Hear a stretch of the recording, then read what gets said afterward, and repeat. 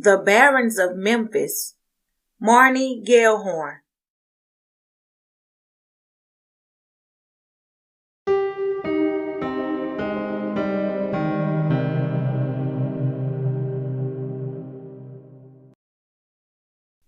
Chapter 12.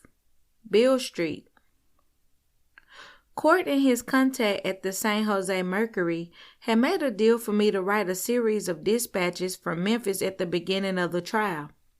And as Neil Chase said, "Bring us lots of that Southern Gothic, okay? People are damn tired of hearing about COVID, inflation, and shortages." So, with some trepidation, I got ready to return to Memphis. It seemed ridiculous that I could fly into a war zone with less apprehension than a trip to the Mid-South. I turned down their every attempt to buy me an airline ticket.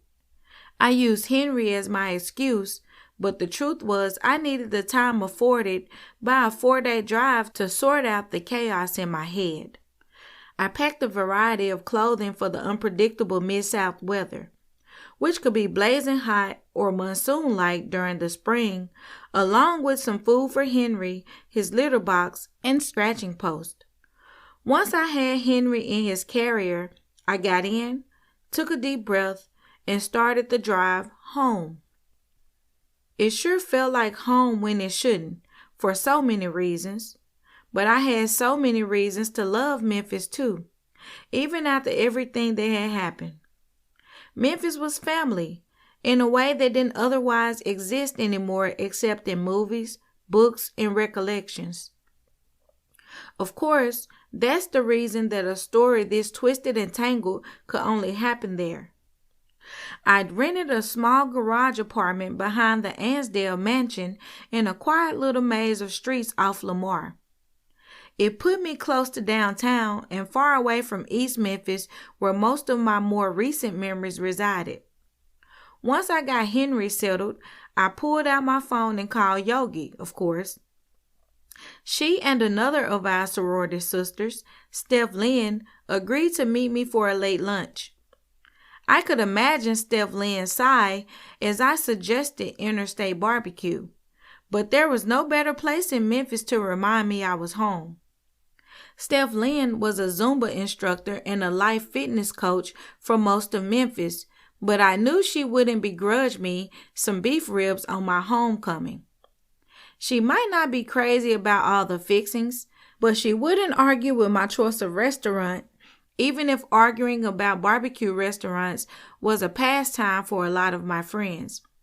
Besides, I had revisited all the great barbecue joints in Memphis on my last attempt to live here, and interstate always won hands down. I was pretty sure that I'd have to make the barbecue rounds again while I was here, for however long that was. It was a quirky part of my own family history that dated back to the early 1990s when I had done the college visit with my parents. My dad had always tried to support me the best way he knew how, and that's by being the world's most gung-ho male cheerleader. When I had been accepted to Memphis State, as they called the university then, he'd gone all out. If his Marnie was going to Memphis, well then, he was going to do it all up Memphis style. He'd researched and read everything he could beforehand.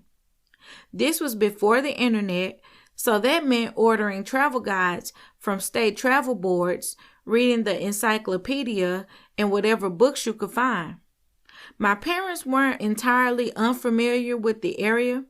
They both studied at Tulane in New Orleans, where they had met a decade before I was born.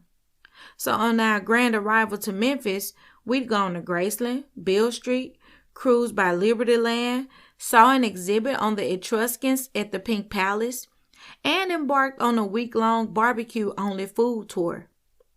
At one point, when we were at the rendezvous, I thought I saw my mom slide the waiter a $10 bill to find her some tomatoes and assemble some kind of salad.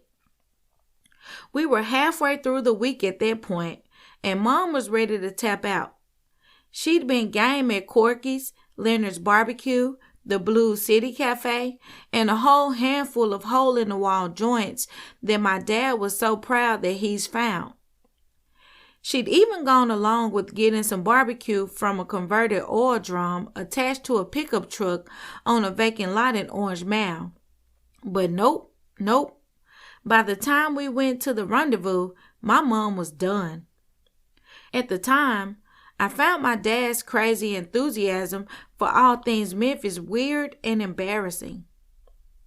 But ever since then, on every return to Memphis, I found myself retracing some of our steps and embracing all things Memphis with the same zeal.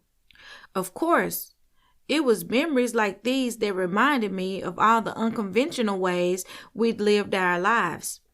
And as far away as we are from each other, we were still a family, for good and for bad, but mostly good. After having a front row seat to Hunter Baron's family dynamics, I couldn't say the same for everyone else's family. I'd arrived late on a Friday afternoon with the trial set to start that Monday morning. That gave me the weekend to see some old friends and, more importantly, see some of my former friends. When I had escaped from Memphis the last time, it had been by the skin of my teeth. It had also been a painful learning experience in which I learned who my friends were. I also learned which people were perfectly happy to turn a blind eye to someone else's abuse. The rest of the nation might be fascinated with how Hunter Baron could maintain such a civilized exterior and maintain all his normal social engagements while living a Norman Bates-like existence, but I wasn't. It wasn't just Hunter Baron who pretended like everything was normal, as his mother finally withered and died of neglect. It was a pretty good portion of his social set. The same ones who would call me while I was frantically packing to get the hell out of there to tell me, "Oh, gee, well, we've known Hunter just such a long time," as they uninvited me to various events. The craziest thing I remember from that time was watching his car circle my house over and over through the window while a junior leaguer at a charity event gave me that exact line. "That's funny," I thought sourly, "since I introduced you to him." I hadn't bothered saying it at the time, but frankly, it's always better to see who people really are. It was my inability to do this several years before that had led to a hellish period in my life that culminated with me on my living room floor with Hunter leaning over me with his knee pressed into my neck. He was smiling at the time and completely enjoying himself. He looked straight into my face and very calmly smiled before he leaned forward, putting more weight on his knee and pressing down on my windpipe. I had to force myself to stop fighting so that he would relent, convinced that he was now in control. I'd had to flee my own house to stay at a friend's home. It still seemed unreal. Now, it seemed that he had triumphed because he was the reason I was back in the city. He would be very pleased with himself once he realized it. He'd only recently stopped harassing me with unwanted emails, text messages, and online stalking. As soon as I blocked one thing, he'd find another way to let me know that he was still there. He even hacked my Google Calendar at one point more than a year after I'd fled. I didn't even fly in and out of the Memphis airport for fear that he'd get wind that I was in town. Until very recently, he'd worked with TSA at the airport part-time, so it wasn't an idle or exaggerated fear. He'd often try to use the job to pretend to have more authority than he actually had and would whip out his badge at the drop of a hat. I had a neighbor when I lived in East Memphis, Fernando, who was a great guy. He and his family lived next door, and he was always around to lend a hand. When Hunter started stalking me before I fled town, it was Fernando who kept an eye out for me. He'd attempted to force Hunter off the property once when he tried to break in while I was sleeping. But Fernando was undocumented, and Hunter liked to claim that he worked for Homeland Security, the Secret Service, and numerous other federal agencies. You can imagine that during all the ICE raids, that this might unnerve my neighbor a little bit. Once he had chased Hunter off my property, ICE did comfort him and his family. I tried to find out what happened to him, but I was completely stonewalled in every direction.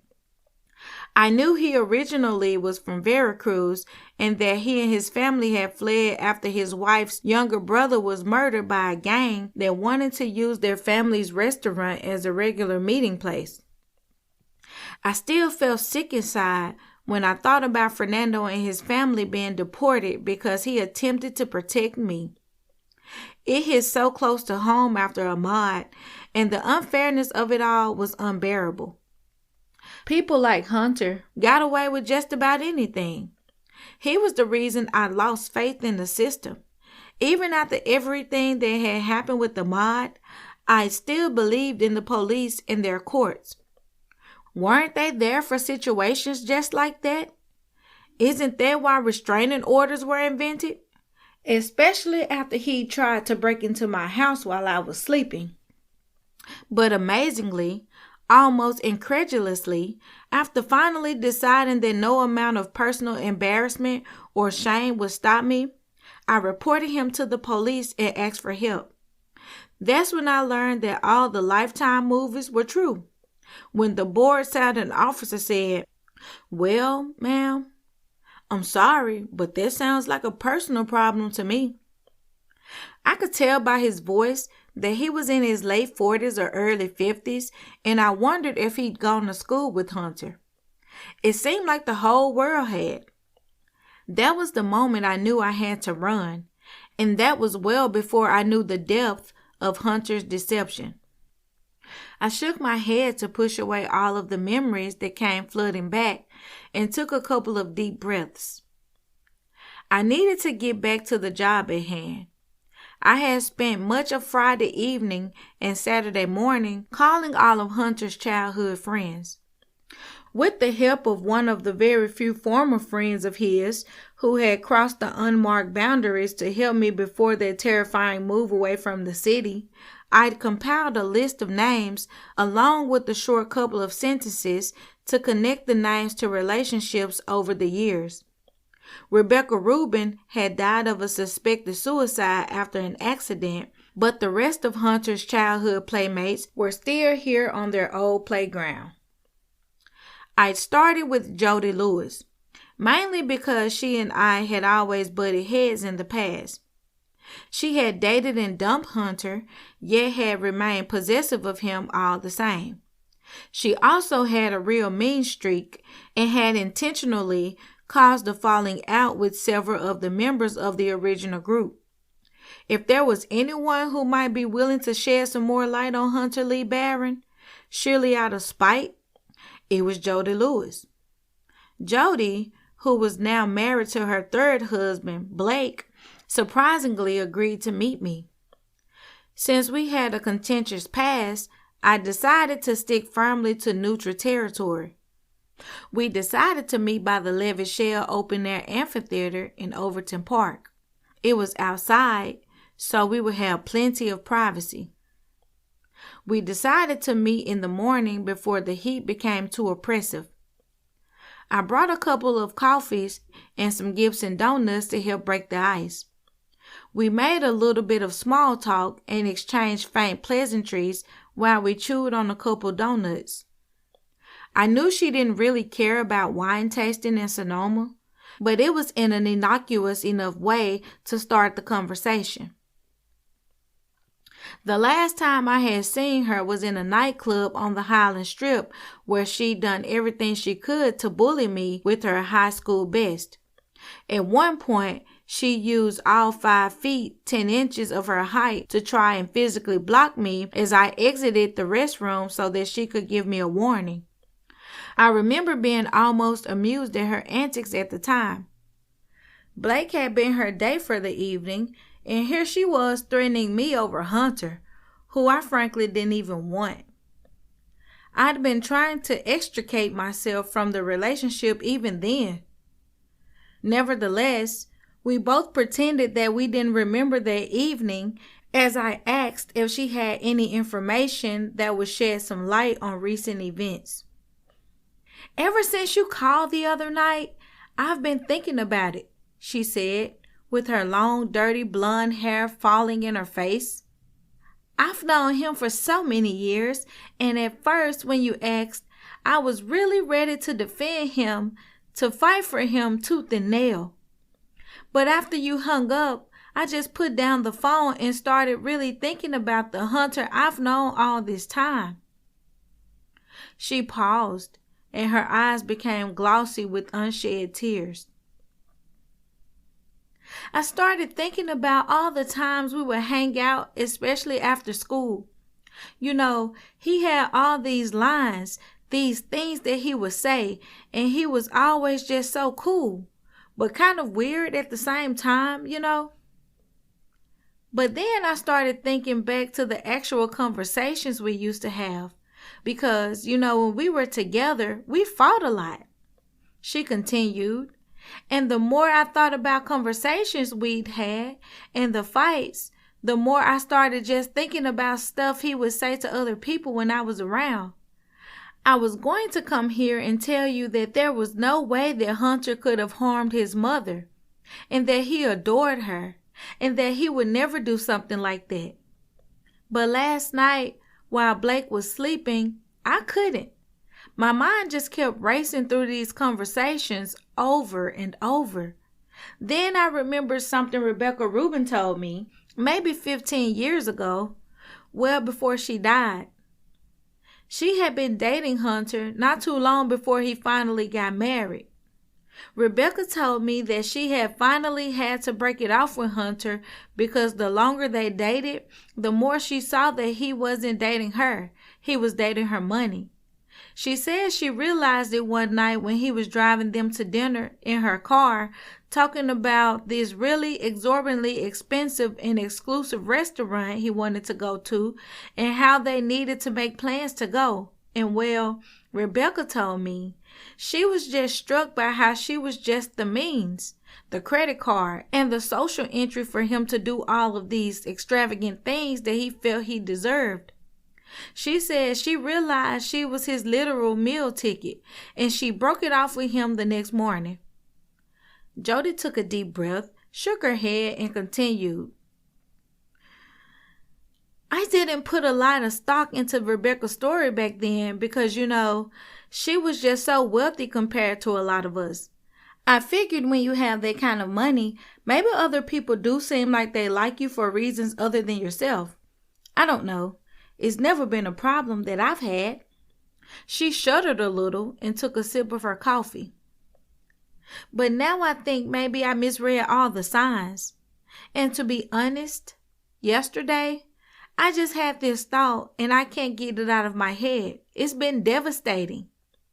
I had to come talk to you, if only to get this silly idea out of my head. I watched Jody, and her whole body seemed to change. She had always been a tall, toned blonde, the kind that has presence just by being there and occupying space. But right before my eyes, she seemed to be shrinking into herself. I put my hand on her arm. I knew what to say because I remembered saying it to myself. It's okay, Jody. It's over and you've moved on. He can't hurt you anymore, I finished. Jody took a shaky breath. Do you know what the most stupid, awful part is? That he got away with it. I was so worried about disrupting the group, upsetting our friends, that I just let him get away with everything. People knew it was a bad breakup, but I think they just assumed I was a bitch. My face felt a little warm as she said this. I'd certainly been guilty of thinking that. Now she gave me comfort with a shaky smile. It's okay, Marnie. It's not you. It's his modus operandi. She gave a tiny skittish laugh. We kind of just started dating, I think, because we were too lazy to go outside our circle and meet new people. Or at least that's how it was for me. I'd recently gotten divorced and I was temporarily staying back at home while I searched for a new apartment. My folks still lived in the Cove, and I'm sure they mentioned that I was back home to their friends. Before I knew it, Hunter had looked me up and was inviting me to events. I'd kind of crept back to Memphis under the cover of night, so to speak, because I had really been ashamed when my marriage had broken up. I mean, it was embarrassing to have to tell people that your husband actually left you for his secretary, like it's the 1950s or something. So I hadn't really reached out to my old friends. But somehow he knew I was here. Like I said, I'm sure my mom said something to one of her friends in her garden group. She paused for another sip of coffee. But before I knew it, we were making the rounds with all of our friends, except that somehow I was now there as part of a couple. I didn't really want it to be that way, but it just seemed easier. And I didn't want to be a real jerk because he was always putting on a big demonstration in front of people and saying how I'd fallen back into his arms after all these years. And wasn't it romantic? But it made me feel kind of uncomfortable. I'd asked him to tone it down, and he just acted so hurt. Now I know it was just acting, but back then, I just felt so guilty because I really didn't feel the same. I actually felt so guilty that I would try and fake it sometimes, as if I could keep up with my end of the romantic gestures. Then somehow, once I found my new condo, he ended up moving in with me. I don't remember ever asking him to, and I know that at the time I kind of just wanted my space, but somehow he ended up there anyway. It's like you are in a constant game of words, except you didn't know you were playing. You end up intending to have one conversation, like telling him you can't stay with him, but it ends up being something else. I actually feel a little crazy trying to explain this to you, except I know that you understand. I nodded. I did understand what it was to be drawn into his web. I waited patiently for her to continue. So I had gotten this commission sales position selling real high-end appliances. You know, these crazy expensive refrigerators that make a $10,000 Sub-Zero look like garbage. I mean, you'd be surprised to know that more than a couple of Memphis homes have $40,000 fridges and even a couple of $100,000 ranges. It turned out that I was really good at selling these appliances. I've always been a good salesperson, but all of a sudden, I was getting these big commissions with bonuses for being the best salesperson on top of it. I started working with the local designer, Jill Hertz. And it was like everything exploded. All of a sudden, the company wants to send me to high-end expos, leadership, and sales conferences, and training seminars all over the world. They even sent me to a culinary school in France so that I would be able to tell potential customers about all the special features some of these kitchen appliances have, like tricks of the trade from 5-star chefs, that type of thing. This means that I'm suddenly traveling a lot, and when I'm home, I'm working even more. Former customers are inviting me to dinner parties so I can help them show off to their guests.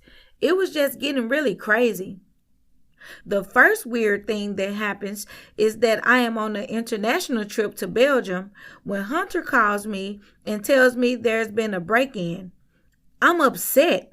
I mean, these things happen in Memphis, even in the best of neighborhoods, but he's on the phone telling me how it could have only happened during this 2-hour window and on and on. I'm also, quite frankly, a little hacked off that he's even calling me about this. It's a 3-day trip, and there is nothing I can do about it from Brussels, so why call and wake me up? But then when I get home 2 days later, I see that almost nothing of mine has been taken, but there is just an incredible amount of destruction. Like these people went through the house and deliberately destroyed every picture frame or glass decoration in the house. The floors are coated with glass and wreckage of my things. Hunter has the long list of things he says were taken, including a fancy watch his mother had gotten him. But the only thing missing of mine is my old wedding band from my previous marriage. I'd kept it because it was a particularly beautiful, heavily engraved wide gold band. I'd also kept it because, sometimes you keep these things. I remember when I got home from the airport, I'm barely out of the car before Hunter tried to get me to sign a claim form for my homeowner's insurance policy. The next thing I noticed is even though the hallway to the bedrooms were lined with framed photos and are now completely covered in broken glass, that he's made absolutely no attempt to clean anything up. It's been 2 days and he hasn't swept up any of the glass. That just really disturbed me. Here I am, exhausted from traveling for 20 hours straight, and he expects me to clean up this mess? Of course I did, because who the hell want to cut their feet to shreds getting up to go to the bathroom at night? Wow, she said. I knew this would have me shaking. And she was trembling as she dug into her pockets. There it is, she said. I knew this would happen, so I came prepared, as she unwrapped a new pack of cigarettes. I haven't smoked in 3 years, but I knew I would need these if I was going to talk about this stuff, she said as she took a heavy drag before continuing.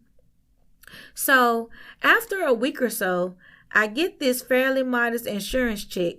It covers a replacement window from where the crooks had come in, and about $2,000 more. Suddenly, he starts hounding me for the money and how it was his stuff and he deserves it. I'm thinking about that ugly watch with the scratched up face that he had left on the dresser. And I just know it wasn't worth anything. He's pushing and pushing, and I'm just getting really angry. Like, this was my house, and I'm using the money for a new security system. And then he just literally begins to pout. I'm sitting there watching this thinking, hey, you are 40 years old and you're pouting because you don't get your way? So now I'm even more ready to be out of this relationship. But Hunter, well, he knows how to read people. So suddenly he's on the charm offensive and he's telling me, oh, but we have to go out to such and such party. The hosts are already expecting us. I'm thinking to hell with them. Just get the hell out of my house. But that's the thing. He uses your manners against you. Like I kept getting in situations where I felt really, really uncomfortable. And it's because he intentionally violates social norms. Like he knows you are about to kick him out. So when you come home from work, he's made dinner and invited your favorite couple over.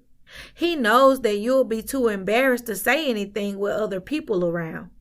He just keeps on and keeps on, Like if you get in a fight with any other man on the planet and you yell and tell them to get out, well, they usually leave.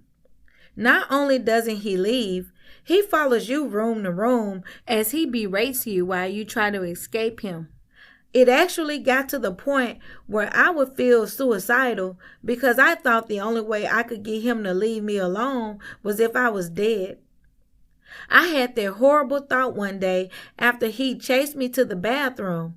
I was locked inside the bathroom, crying, and he was outside the door saying, "You're pathetic, you're weak, you're stupid, you're going to be alone all your life," and all this other garbage. Now, there is a part of you that knows this is complete and utter bullshit, but there is this other part that just wants it to stop. I mean, he would do it for 6 hours all night long when he knows you have an important meeting the next day. In fact, that's when he'll decide to do it. So I'm sitting here crying at 3 a.m, knowing I just want to get out of the bathroom and go to bed. But he won't stop. And just for a moment, I start to think about killing myself. But it's like over in a flash, because the rest of my brain, the 90% that's enraged about this situation, is yelling, "No, Jody, don't hurt yourself. Go kill him." That was even more terrifying for me, because if I'd had a weapon stashed in that bathroom, I don't know what I would have done. Finally, I just opened the bathroom window and climbed out, even though I was on the second floor. I had a coworker and a couple of his boys go back to my place the next day and forcibly evict Hunter while I hid at a friend's house. When I called the security company to change the alarm code, they told me that only the owner of the property, Hunter Baron, could do that. I had to beg the alarm company to look up the tax records online to see that it was my name listed on the property, not his. Jody took several slow shaking breaths. I know that's a lot, but that's not the end. And after my coworker evicted Hunter, I got my friend's brother to stay with me for a while to keep him from coming around. He had started harassing my mom and some of my friends. We had some friends over one night that I hadn't seen in quite a while, and they started to tell me that Hunter had told them that we had eloped. He said that I was waiting to have a big fancy wedding, so they needed to pretend like they didn't know I was married.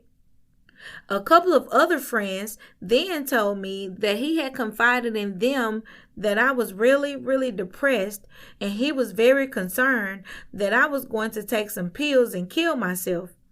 It was a couple days later that I found the unmarked bottle full of big white pills hidden in a drawer where he used to keep his things. I also found a marriage license with my signature forged on it, stuffed between the mattress and the box spring. I can't tell you how frightened I was at that moment, Jody finished. Wow, Marnie, I really need to thank you. It was cathartic to finally tell this to someone I know will believe me. Going through it was bad enough, but knowing that no one will ever believe you is even worse. She finished. She stubbed out her cigarette and suddenly reached over and gave me a quick, hard hug. Then, before I could say anything, she strode off, with her long legs taking great strides. As she passed the garbage can, I saw her toss the rest of the pack of cigarettes inside. I stayed where I was in Overton Park, thinking about what I had just heard. It took at least 10 more minutes for me to process everything she'd said before I got up and walked to my car. The next person I hunted down was Darrell Emerson. Darrell Emerson and Hunter Baron had been thick as thieves for the last 30 years before they had a falling out. As late as 2003, they were quoted in an article in the New York Times where Hunter was quoted as saying that Darrell owed him money. This brief interview in The Way We Live Now seemed like a window into Hunter's enviousness of his childhood friend's success. In the article, Darrell says some very complimentary things about Hunter, but Hunter's response isn't quite as gracious. The only thing that ever annoyed me was Darrell's arrogance in regards to his ambition. He hired me to be a sales manager for Quality Interactive Media. The way I remember it, he left us all behind because he got a $4 million offer from Webcom to buy only him out. He lost everything in the stock market a few years ago. How the tables turn. Darrell still owes me $2,800 in back salary from 1995. What can I say? You have to stick by your friends even if they moan, bore you, or owe you something. Despite the naked envy in these statements and Hunter's general glee in Darrell's misfortune, that wasn't what caused the falling out, apparently. They remained friends until much later, even after Darrell was sentenced to prison for child pornography charges. He swore that he'd been set up, and certainly some of the evidence seemed to suggest he might have been.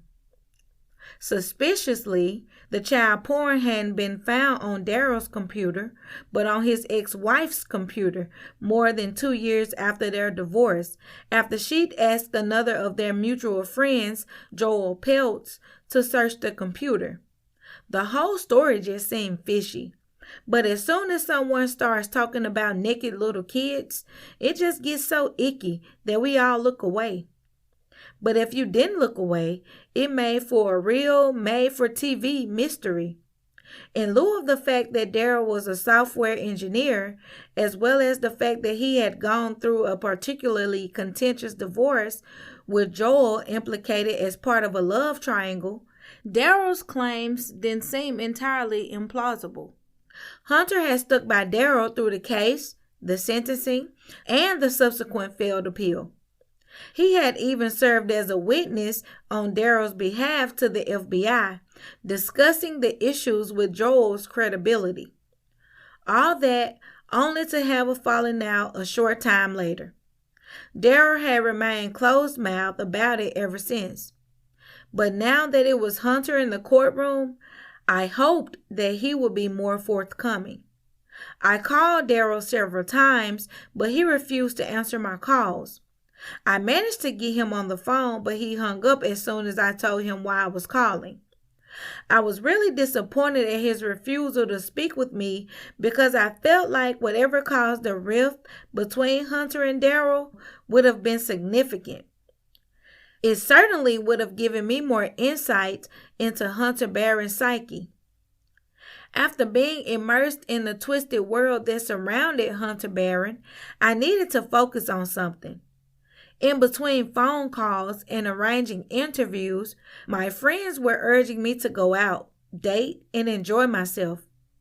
But for me, writing had always been my main source of enjoyment. I like being able to create a picture with words. Instead of heading down to the nightclubs on Winchester and enjoying Curtis Given's latest hotspot with my friends, I worked to try and bring Memphis to life for my readers. On paper, Memphis is an open wound and an ongoing tragedy. Soaring crime and homicide rates, and even higher rates of poverty and unemployment, tend to dominate discussions about the Bluff City. This was an oversimplistic representation that failed to take into account a low cost of living that allowed blue-collar workers to pursue a dream that was becoming increasingly rare in the United States: home ownership.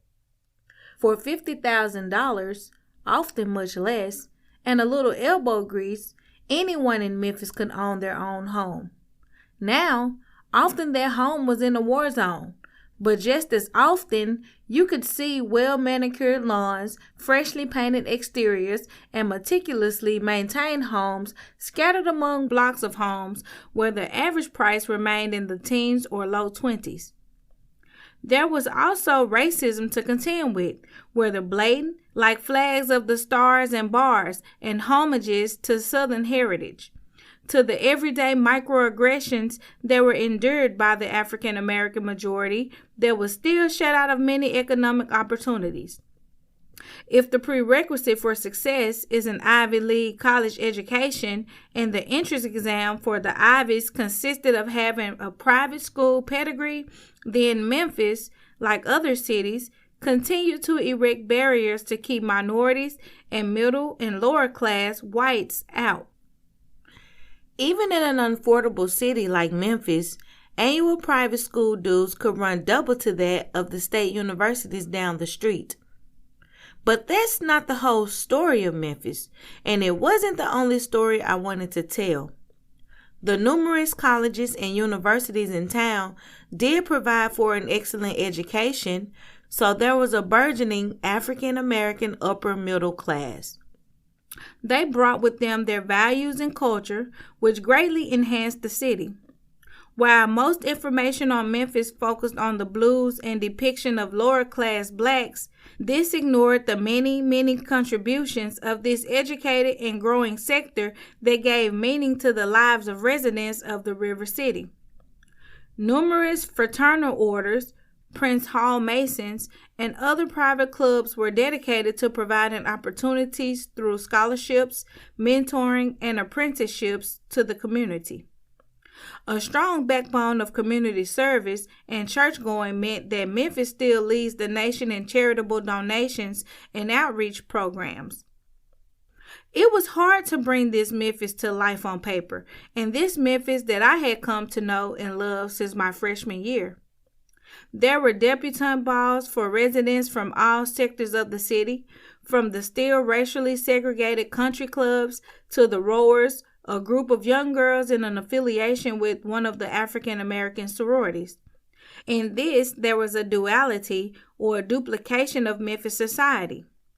For every social event or vanity publication celebrating the wealthy and powerful of the Barons and the Hohenbergs of Memphis, and there were many, there was an African American counterpart like the Walkers. Antonio Maceo, son of the legendary Dr. Joseph Edison, the Lewises, and of course, the great Ford family political dynasty. It was separate but not always equal. Despite these ongoing inequalities, families of great fortitude, strength, and determination were able to survive and thrive. The tradition of African American entrepreneurship was particularly strong in Memphis, which is home to Lucky Heart Cosmetics and Philip Ashley Luxury Chocolates, among others. Memphis music is always treated like a historical artifact, as part of the past, in the same way that the Lorraine Motel is a landmark to the death of Martin Luther King Jr. But while the past was rich with the blues, the beginnings of rock and roll, soul, and home to gospel, modern Memphis music is rap. It's dominated by artists like 3-6 Mafia, Gangsta Pat, as well as pioneers like A-Ball and MJG, Yo Gotti, and Al Capone, as well as new upstarts like Moneybagg Yo and Young Dolph. The Memphis music scene is so much more than Beale Street, B.B. King's, and Sun Studios. It's all hustle and flow these days, and very little great balls of fire. It wasn't Memphis to Memphians of any color without the Hattie Lou Theater, the nightlife provided by multiple clubs of Curtis Givens, the Southern Heritage Classic football game, or the many restaurants that gave Memphis its fame as a culinary destination. It was this Memphis that I struggled to put into words. I have heard all the tired stereotypes trotted out by my colleagues in Sonoma, but I just wanted them to see that there was so much more to Memphis than that. It may be asking too much. People don't always want to expand their understanding. Readers like the superiority that comes with knowing the stereotypes and nothing more. As long as Memphis was just a redneck city full of racist, blues music, and barbecue, it was easy to dismiss the Baron family as just another crazy Southern family. It gets uncomfortable for a lot of people as we peel back the pages and look at the real lives involved. As I scroll through my list of contacts, preparing to peel back the pages a little further, I continue to contemplate Memphis as a whole. Somehow, Hunter Lee Baron, for all his pathology, was able to easily cross the racial barriers in the city, as well as other socially constructed barriers. His family wasn't that wealthy, yet he rubbed elbows with the super wealthy and took on their habits. He briefly dated Rebecca Rubin and wore the trapping of her wealth, easily. Whereas Nancy Weinstone's family made sure she dodged his ready social climbing, Rebecca wasn't quite as lucky. Women never realized quite how down at the hill he was until it was a little too late, because he wore the outward trappings of wealth so easily. It took a trained eye to recognize that the designer label suits he wore were threadbare at the hems and frayed at the seams. It took a diligent attention to detail to see that all of the awards, the recognition, and the celebrity friendships were 15 years in the past. It took even more digging to realize that most of this was exaggerated to begin with. The same went for his chronic underemployment. No one really realized that he was barely working a part-time job for most of his life, because he was able to attach himself to various projects, usually just by repeatedly saying he was part of something. It didn't make it true, but somehow he seemed to get away with it. His work with Willie Mitchell in the 80s and 90s remained his ticket into the upper echelons of Memphis's African American community despite his barely veiled racism. He was the master of microaggression, but somehow remained welcomed among the Kimball Fords and the other political families. The key was to never let them really know him. Once anyone got a peek behind the curtain, the wizard was doomed. People like Boo Mitchell were determined to bar Hunter from his previous hunts after seeing clear evidence of his sociopathic tendencies. But they stayed quiet about it, and often didn't even tell their wives or loved ones why. But this sense of discretion, of decency, dignity, and manners was the very instrument that was later used against them. The more I dug into his past, the more the patterns emerged.